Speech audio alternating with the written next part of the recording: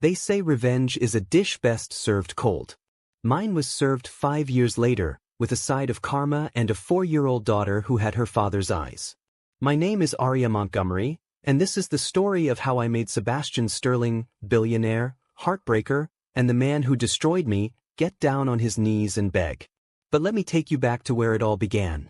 To the night my entire world shattered into a million pieces. I stood in the grand ballroom of the Sterling Hotel, my hand trembling as it rested on my stomach. Underneath my elegant black dress was a secret that would change everything. I was 8 weeks pregnant with Sebastian Sterling's baby, and tonight, I was finally going to tell him. We'd been together for 2 years. 2 beautiful, secret years. Sebastian insisted we keep our relationship private. He said mixing business with personal life was complicated. I designed luxury hotel interiors for his company, and he claimed revealing our relationship would create conflicts of interest. Like a fool, I believed him. I believed every word that fell from those perfect lips. The ballroom glittered with chandeliers and champagne. Manhattan's elite swirled around me in designer gowns and tuxedos. I clutched the pregnancy test in my purse like a lifeline, rehearsing the words in my head. Sebastian, I have something wonderful to tell you. Sebastian, we're going to be parents. Sebastian, I love you, and I can't wait to start our family. God, I was so naive. I searched the crowd for him, my heart pounding with anticipation and joy. This was it. The moment everything would become real. No more hiding. No more secrets. Just us, and the tiny life we'd created together. I finally spotted him disappearing into his private office on the 2nd floor. Perfect. I'd tell him there, away from prying eyes. One last private moment before we announced it to the world. My heels clicked against the marble as I climbed the stairs. My hand was on the door handle when I heard his voice. Cold. Dismissive. Nothing like the warm tone he used when we were alone. I froze. Victoria Ashford and I will announce our engagement next week, Sebastian said, his voice carrying through the crack in the door. The merger with Ashford Industries is too valuable to pass up. Her father controls half the luxury real estate market in Europe. My blood turned to ice. What about that designer? Aria something? Another voice asked. Marcus. His business partner. Sebastian laughed. Actually laughed. The sound cut through me like a knife. She was just a distraction. A fun little side project to pass the time. Come on, Marcus, you know me better than that. I don't do relationships. I do business. Aria knew what this was. She was convenient, talented, and easy on the eyes. But she's not wife material. She's not an asset. The world tilted sideways. So you'll just dump her? Marcus asked. I'll send her a severance bonus and a recommendation letter. She'll be fine. Women like her always land on their feet. Besides, she knew the score. I never promised her anything permanent. My hand flew to my mouth, stifling the sob threatening to escape. The pregnancy test in my purse suddenly felt like it weighed 1,000 pounds. I stumbled backward, my vision blurring with tears. A distraction. A side project. Convenient. 2 years of my life. 2 years of stolen kisses and whispered promises. 2 years of falling asleep in his arms and believing in a future that never existed. All of it was a lie. And now I was carrying his child. A child he would never want. A child he would see as nothing more than an inconvenience to his precious business deals. I ran. I didn't care who saw me. I didn't care about the mascara streaming down my face or the people staring as I fled the ballroom. I just ran. That night, I packed everything I owned into 2 suitcases. I left my apartment, my phone, my entire life behind. I left the key to Sebastian's penthouse on my kitchen counter along with a note that said simply, I knew the score. Before you judge my next move, before you think I was wrong for what I did, let me ask you something. If someone you loved, someone you trusted with your whole heart, called you nothing more than a convenient distraction while planning to marry someone else, what would you do? Would you run to him with your pregnancy news? Would you give him the chance to reject your child the way he rejected you? I didn't think so. If you're still watching, hit that subscribe button and drop a comment telling me if you think I did the right thing. Because what happened next changed everything. I disappeared to a small coastal town called Seaside Harbor. It was 4 hours from Manhattan, far enough that Sebastian Sterling's world couldn't touch me. I started over. New name, new life, new beginning. Being a single mother wasn't easy, but I was determined. I took on freelance design projects, working from home while my belly grew. I made friends with the locals. I built a support system. And when Lily Rose Montgomery came into the world on a rainy April morning, screaming her lungs out with a full head of dark hair and the most beautiful gray eyes I'd ever seen, I knew I'd made the right choice. She had his eyes. Sebastian's eyes. That same stormy gray that used to make my heart skip a beat. But when I looked at Lily, all I felt was love. Pure, unconditional, fierce mother bear love. The years passed. Lily grew from a colicky newborn into a curious toddler, then into a bright, spirited 4-year-old who asked a million questions and loved seashells and ice cream in equal measure. My design business flourished. I specialized in coastal residential projects, and my portfolio grew. Montgomery Coastal Designs became known throughout the region for creating warm, family-oriented spaces. I was happy. Genuinely happy. I'd built a life I was proud of, and I'd raised a daughter who was my entire world. Sebastian Sterling was nothing but a distant, painful memory. Until the day he found me. It was a Tuesday morning. Lily was at preschool, and I was in my office consulting with clients about a beach house renovation. My phone buzzed with an email notification. It was from Sterling Enterprises. My blood ran cold. The email was about a design proposal submission. Sterling Enterprises was building a luxury resort in Seaside Harbor, and they were reviewing local design firms. Someone had submitted my portfolio. My hands shook as I read the message. They wanted to interview me. They were impressed with my work. They wanted to fly me out to Manhattan for a meeting with the CEO. I almost declined. Almost. But then I looked at the compensation offer. It was 6 figures. More than I'd make in 3 years of regular projects. Money that could secure Lily's future. Pay for her college. Give her everything I never had. I convinced myself Sebastian wouldn't be involved. He had hundreds of projects. Thousands of employees. The chances of him personally reviewing design proposals were slim to none. I was wrong. 3 days later, I was standing in my office when a black SUV pulled up outside. My stomach dropped. I knew that car. I knew that license plate. The door opened, and Sebastian Sterling stepped out. 5 years had passed, but he looked exactly the same. Tall, broad-shouldered, with that perfectly styled dark hair and those sharp gray eyes. He wore a charcoal suit that probably cost more than my car. He looked every inch the powerful billionaire he was. And he looked tired. There were shadows under his eyes. Lines on his face that weren't there before. Our eyes met through the window. I watched recognition dawn on his face, followed by shock, then something that looked almost like relief. No. This wasn't happening. I marched to the door and stepped outside before he could enter my office.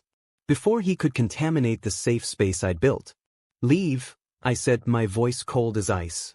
You weren't supposed to find me. Aria. My name on his lips sent unwanted shivers down my spine. I've been looking for you. For 5 years, I've been looking everywhere. Well, congratulations. You found me. Now leave. Please, just let me explain. Explain what? I cut him off, my voice rising. That I was your fun little distraction? That I was convenient? I heard everything that night, Sebastian. Every single word.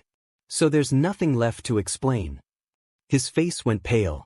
You were there. At the gala. You heard. Everything, I finished. I heard everything. And then I did what any smart woman would do. I disappeared. Aria, I was wrong. I was so wrong. If you'd just let me. Mommy! The world stopped spinning. Lily came running out of the office, her preschool bag bouncing on her shoulders. She'd gotten out early for a field trip, and my assistant Rachel was supposed to watch her, but Lily had apparently escaped to find me. She stopped dead when she saw Sebastian. Those big gray eyes, his eyes, stared up at him with innocent curiosity. Mommy, who's that? She asked. I watched Sebastian's face drain of all color. He stared at Lily like she was a ghost. His eyes traced every feature, the dark curly hair, the gray eyes, the shape of her face. She looked exactly like the photos of him as a child that I'd once seen in his penthouse. She's... His voice cracked. He couldn't finish the sentence. Lily, sweetie, go back inside with Miss Rachel, I said, my voice remarkably steady considering my world was imploding. Mommy will be right there. But Mommy... Now Lily. She pouted but obeyed, casting one last curious glance at Sebastian before skipping back inside. The silence that followed was deafening. That's my daughter, Sebastian whispered. It wasn't a question. She's mine. That's why you disappeared. You were pregnant. She's my daughter, I corrected, my voice like steel. You lost the right to her the moment you called me a distraction. The moment you laughed about me to your business partner while planning your wedding to someone else. I didn't marry Victoria, he said desperately. The engagement fell apart. I was miserable. I searched for you everywhere. I hired investigators, I checked every lead, I never stopped looking. And why would you do that? I asked bitterly. You got what you wanted. Your business merger, your empire, your perfect billionaire life. What did you need me for? Because I loved you, he shouted, and then stopped, shocked by his own outburst. Because I loved you, and I was a coward. I was terrified of what that meant. My father always told me that love was weakness. That emotions were liabilities in business. When I realized how much I loved you, how much power you had over me, I panicked. So I did what I'd been trained to do. I pushed you away. I said horrible things to convince myself I didn't need you. And then you were gone. Tears burned behind my eyes, but I refused to let them fall. That's a touching story, Sebastian. Really. But it doesn't change anything. You had your chance. You threw it away. And I'm not giving you another one. She's my daughter, he said, his voice breaking. That little girl is my daughter, and I've missed 4 years of her life. Please, Aria, please don't keep her from me. You kept yourself from her, I said coldly. The moment you chose your empire over us, you made your decision. Now I'm making mine. Stay away from my daughter. Stay away from me. I can't do that. Then I'll get a restraining order. I'll fight it. I'll take you to court. He stopped himself, seeing the fury in my eyes. No, I won't do that. I won't hurt you anymore. But please, Aria, please. I'm begging you. Just let me know her. Let me be part of her life. I don't expect anything from you. I don't deserve anything from you. But she deserves to have a father. She's done just fine without one for 4 years. Has she? He asked softly. Or does she ask about me? Does she wonder why she doesn't have a daddy like the other kids? The question hit too close to home. Lily had started asking about her father 6 months ago. Why don't I have a daddy? Where is my daddy? Is my daddy a superhero? The innocent questions had broken my heart every single time. That's not your concern, I said, but my voice wavered. Please, Sebastian said again, and this time he did something I never thought I'd see. Sebastian Sterling, billionaire CEO, master of the universe, got down on his knees right there on the sidewalk. I'm begging you, Aria. I'm begging. Let me make this right. Let me be the father she deserves. Let me show you that I've changed. People were staring. Phones were coming out. By tomorrow, this would be all over social media. Sebastian Sterling begging on a public street. And he didn't care. Get up, I hissed. You're making a scene. I don't care. I'll stay here all day if I have to. I'll follow you everywhere. I'll beg every single day until you say yes. I have nothing left to lose, Aria. My empire means nothing without you. Without her. Without my family. We're not your family. You could be. If you'd let me prove it. I looked at him, really looked at him. At the desperation in his eyes. The tears on his cheeks. The way his hands trembled. This wasn't an act. This was real. One chance, I heard myself say. You get one chance. You can meet her. Properly. But if you hurt her, if you disappoint her, if you let her down even once, you're gone. Forever. Do you understand? He nodded, still on his knees. I understand. Thank you. Thank you, Aria. Don't thank me yet, I said coldly. You haven't earned anything. Now get up before someone calls the cops. He stood, brushing off his expensive suit. When can I meet her? Tomorrow. 3 o'clock. At the park near the lighthouse. And Sebastian? I fixed him with a hard stare. Don't make me regret this. That night I barely slept. What had I done? Had I made the right choice? Would Lily get hurt? Would Sebastian disappoint her the way he'd disappointed me? But when I looked at my daughter sleeping peacefully in her bed, clutching her favorite stuffed dolphin, I thought about all the times she'd asked about her father. All the times I'd seen her watching other kids with their dads at the playground, longing written all over her little face. Maybe I was doing this for her. Or maybe I was doing it for me. Maybe I wanted to see if Sebastian Sterling was capable of real change. If the man I'd once loved was still in there somewhere beneath all the armor and ambition. The next day, I dressed Lily in her favorite purple dress. I told her we were meeting someone special. Someone who wanted to be her friend. Is it a prince? She asked excitedly. Something like that, I said, my stomach churning. Sebastian was already at the park when we arrived. He'd ditched the designer suit for jeans and a simple blue button-down. He looked nervous. Terrified, actually. His hands were shaking. Lily, this is Sebastian, I said carefully. Sebastian, this is Lily. Hi, Mr. Sebastian, Lily said shyly. Hi, Mr. Sebastian, Lily said shyly. Hi, Lily, Sebastian said, his voice thick with emotion. It's so nice to meet you. You're really tall, Lily observed. Are you a giant? Sebastian laughed, and the sound was so genuine, so full of joy, that it made my heart ache. No, sweetie. I'm just tall. You know what? You're going to be tall too when you grow up. Really? Really? Do you like the park? Lily nodded enthusiastically and proceeded to give Sebastian a complete tour of every piece of playground equipment, every flower, every interesting rock. Sebastian followed her like a devoted puppy, asking questions, listening intently, completely captivated by this little girl who was his daughter. I watched from a bench, my heart in my throat. Look, Mr. Sebastian. I can go really high on the swings. Lily called out. Be careful, princess, Sebastian said automatically, then froze. Sorry. Is that okay? Prince. He'd called her princess. I nodded, not trusting my voice. For the next hour, I watched Sebastian Sterling transform. This wasn't the cold, calculating businessman I'd known. This wasn't the man who'd called me a distraction. This was someone new. Someone vulnerable and raw and completely in love with the daughter he'd just met.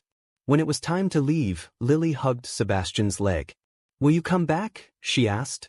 If your mom says it's okay, Sebastian said, looking at me with hopeful eyes. We'll see, I said carefully. Over the next few weeks, Sebastian became a fixture in our lives. He came to the park every day. He learned Lily's favorite foods, her favorite games, her favorite stories. He was patient when she was cranky. He was gentle when she was scared of the dark. He sat through endless tea parties with stuffed animals and built sandcastles that took hours. And he never once pulled the rich guy card. Never tried to buy her love with expensive toys or flashy presents. He just showed up. Every single day. Present. Engaged. Devoted. But that wasn't all. My friend Sarah pulled me aside one afternoon. Did you know Sebastian has been sleeping in his car? She whispered. What? Every night. He parks it down the street from your house. Just to be close to you guys. My husband saw him there at 3 in the morning.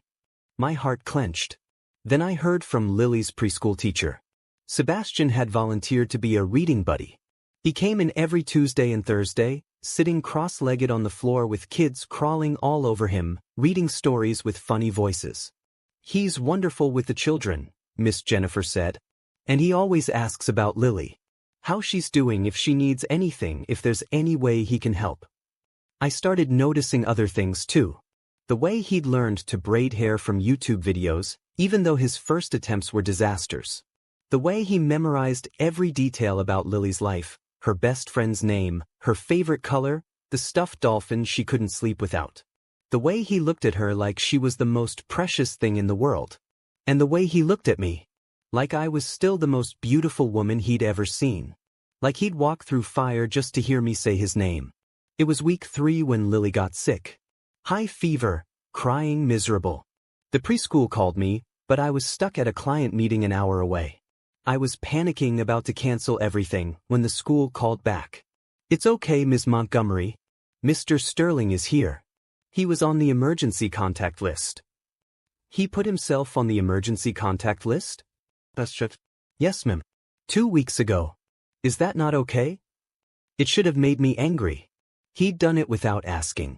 But instead, I just felt relieved that Lily wasn't alone. I broke every speed limit getting there. When I arrived at the school clinic, I found Sebastian sitting in a tiny chair with Lily curled in his lap. He was singing softly, a lullaby I used to hum when I worked late in his office years ago. He'd remembered. Lily was peaceful in his arms, her fever-flushed cheek pressed against his chest. Sebastian looked up when I entered, and his face was wet with tears. "She's okay," he said quickly. "The nurse said it's just a virus.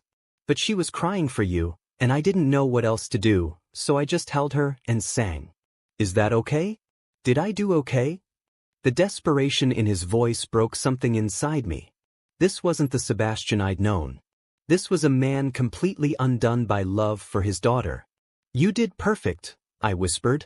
That night, after Lily was asleep, Sebastian sat on my porch. He didn't ask to come in. He never asked for anything. "Why did you do it?" I asked, sitting beside him.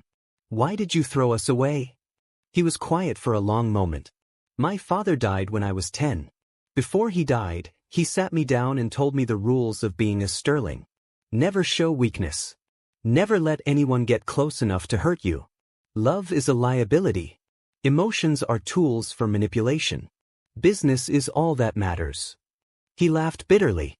I was 10 years old, and those were his dying words. So I built my life around them. I built walls so high that nothing could touch me. And then you came along. He turned to look at me, and his eyes were red. "You terrified me, Aria. Because you made me feel things I'd spent my whole life running from. You made me want more than just business success. You made me want mornings waking up next to you and nights falling asleep in your arms and a future that looked nothing like the empire I'd built. And when I realized I loved you, truly, desperately loved you, I panicked. So I did what I'd been trained to do. I pushed you away with the cruelest words I could find. I convinced myself the engagement to Victoria was smart business. That I didn't need love. That I was fine alone." A tear rolled down his cheek. "And then you were gone. And I found the pregnancy test you dropped at the gala. That little pink plus sign on the bathroom floor. And I realized what I'd done. I'd destroyed everything. I'd lost you. I'd lost our baby. I'd lost the only real thing I'd ever had in my entire life." He pulled out his wallet and showed me something. The pregnancy test. Laminated. Worn from being carried for 5 years. "I've carried this every day," he said.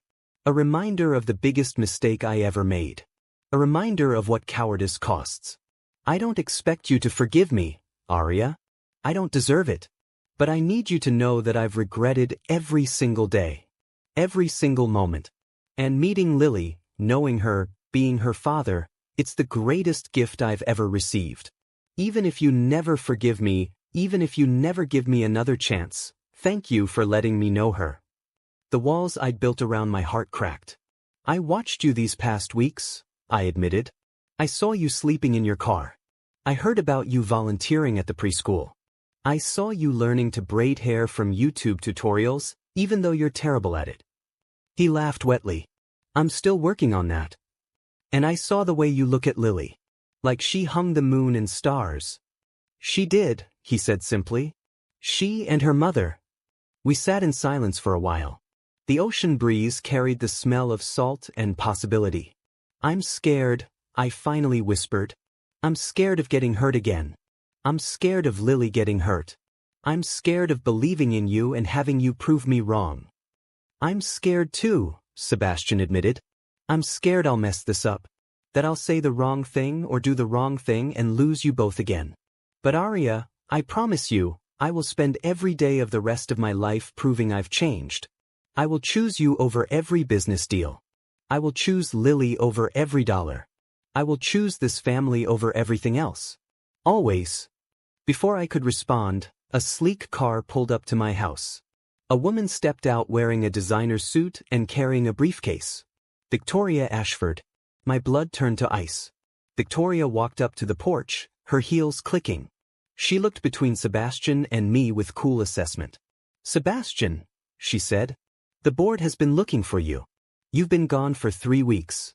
They're concerned. Let them be concerned, Sebastian said flatly. Don't be dramatic. I'm here to bring you back to reality. I've brought the merger contracts. Ashford Industries and Sterling Enterprises. It's finally happening. This deal is worth $3 billion, Sebastian. $3 billion. And all you have to do is come back to Manhattan and sign. She laid the contracts on the porch railing. You can still have everything you wanted. The empire. The power. The legacy. Your father's dream realized 100 times over. Sebastian stood. For a moment, I thought he might actually consider it. Then he picked up the contracts and tore them in half. What are you doing? Victoria gasped. I'm done, Sebastian said firmly. I spent 5 years building an empire I don't care about because I destroyed the family I do care about. I'm not making that mistake twice. The answer is no, Victoria. It's always going to be no. You're choosing them over $3 billion? I'm choosing them over everything, Sebastian said. Because they are everything. Victoria stared at him like he'd lost his mind. Then she looked at me, really looked at me for the first time. At my modest house and my comfortable life.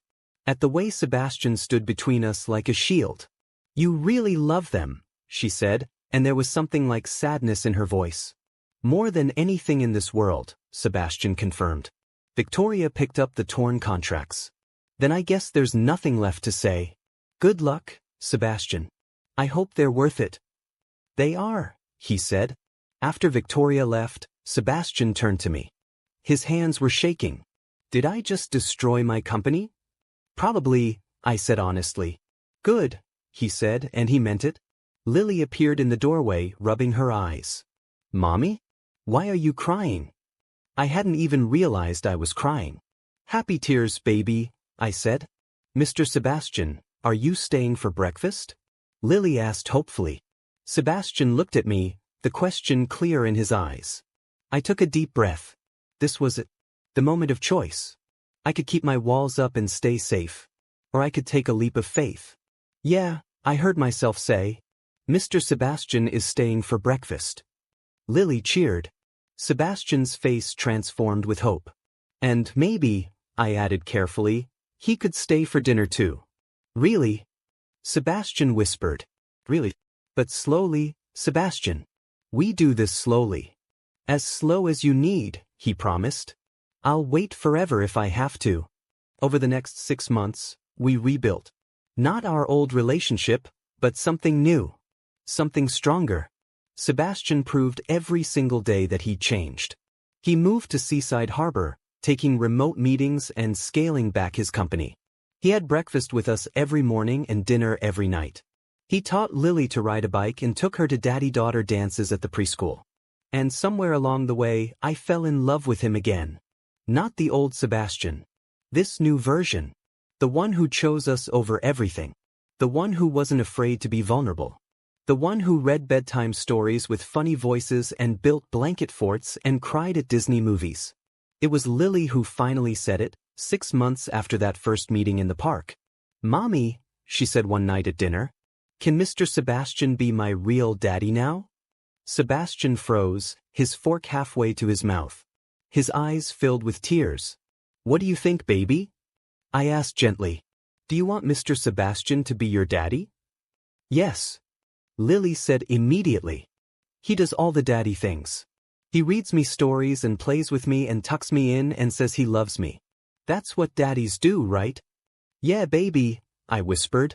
That's exactly what daddies do. I looked at Sebastian, who was openly crying now. What do you say? I asked him. Want to be her daddy? Officially? More than anything, he choked out. Lily, I would be honored to be your daddy. I love you so much, princess. I love you too, daddy, Lily said, like it was the simplest thing in the world. And just like that, we became a family. 3 months later, Sebastian proposed. Not with a flashy public display or an enormous diamond. Just the three of us on the beach at sunset, with Lily holding the ring box. Aria Montgomery, Sebastian said, on his knees in the sand. You are the strongest, most amazing woman I've ever known. You built a life from nothing. You raised our daughter alone. You gave me a second chance I didn't deserve. I know I messed up. I know I hurt you. But I promise I will spend every day of the rest of my life making it up to you. Will you marry me? I looked at this man who'd begged for months. Who'd slept in his car just to be near us. Who'd given up billions for a chance at our family. Who'd proven, day after day, that love was stronger than fear. Yes, I said. Yes, I'll marry you. Lily cheered and tackled us both into the sand, and we lay there laughing as the sun set over the ocean. The wedding was small. Just close friends and family on the beach in Seaside Harbor. Lily was the flower girl and stole the show completely. As I walked down the aisle, I thought about that night 5 years ago. The betrayal. The pain. The anger. And I realized something. Sometimes the worst thing that happens to you leads you to the best thing. If Sebastian hadn't betrayed me, I never would have left. I never would have built my own life. I never would have become the strong, independent woman I was now. And Sebastian never would have learned what really mattered. We both had to break before we could become whole. I love you, Sebastian whispered as we exchanged vows. Thank you for making me beg. Thank you for making me earn this. Thank you for giving me the greatest gift, our family. I love you too, I whispered back. Thank you for not giving up. Thank you for proving you changed. Thank you for choosing us. As we kissed to seal our vows, with our daughter cheering and our friends crying happy tears, I knew we'd made it. We'd gone through the fire and come out stronger on the other side. 2 years later, I stood in our kitchen watching Sebastian and Lily make pancakes. They were covered in flour, arguing about whether chocolate chips or blueberries were better, completely in sync. A new baby, our son James, slept peacefully in his bassinet nearby. Sebastian caught me watching and smiled. That same smile that had made me fall in love with him all those years ago. But now it was real. No walls. No armor. Just pure love. What are you thinking about? He asked, walking over with flour in his hair. I'm thinking about how I made you beg, I said with a smile. He laughed and pulled me close. Best decision you ever made. Second best, I corrected. The best was giving you a second chance. Daddy, Mommy, the pancakes are burning. Lily yelled. We rushed to save breakfast, laughing the whole time. And as I looked around at my chaotic, beautiful, perfect family, I thought about that night 5 years ago. The night my world shattered. I'd rebuilt it into something so much better. So if you're still watching, if you've made it this far, let me tell you something. Sometimes people do change. Sometimes second chances work out. And sometimes making someone beg for what they want is exactly what they need to realize what really matters. Did Sebastian deserve my forgiveness? That's not for me to say. What I know is that he earned it. Day by day, moment by moment, choice by choice. He proved that love is stronger than fear. That family is worth more than empires. That some things are worth begging for. And me? I learned that strength isn't about staying angry. It's about knowing your worth. About making people earn their place in your life. About giving second chances when they're truly deserved. Before you go, do me a favor. Hit that like button if this story touched your heart. Drop a comment and tell me what you would have done in my situation. And subscribe for more stories about love, betrayal, and second chances. Because everyone deserves a happy ending, even billionaires who have to beg for it. This is Aria Sterling, formerly Montgomery, signing off. Remember, sometimes the best revenge isn't staying angry. It's living so well that they realize exactly what they lost. And if they're willing to beg to get it back, well, that's just the cherry on top.